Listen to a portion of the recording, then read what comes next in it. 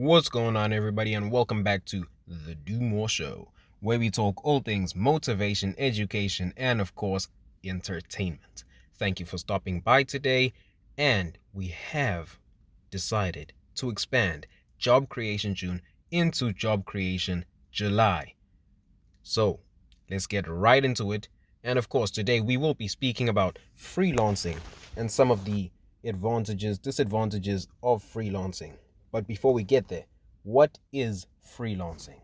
Freelancing is basically a special type of employment where you provide your services on either a contract or a project basis.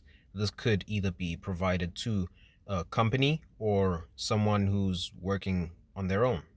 Now, of course, like anything else in life, freelancing does have its advantages as well as its disadvantages. Some of the advantages, of course, including that you get to decide when, where, and who you want to work for or with.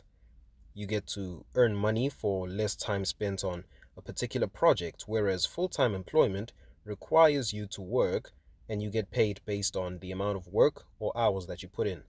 And finally, depending on what you do, you could meet and get to work with various people, get free products as well as travel to nice places. Now, on the flip side of that coin, the disadvantages include things like people having to dictate how you do the work. For example, if you're working freelancing for a particular company, they'll have to dictate to you how you have to get the work done, as well as how the final product has to look.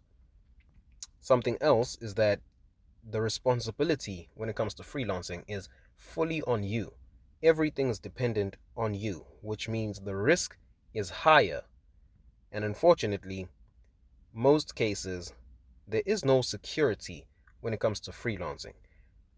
There's no pension, for example, which you might get in full-time employment, or any UIF. And that's just the reality of freelancing.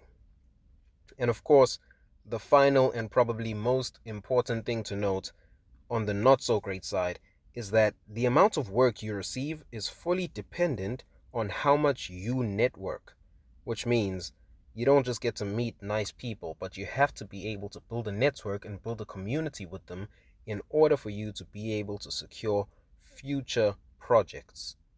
Now, we get to the conclusion. Is it a good idea? Is it not a good idea to freelance? As far as we're concerned in the channel, it's a great idea to freelance.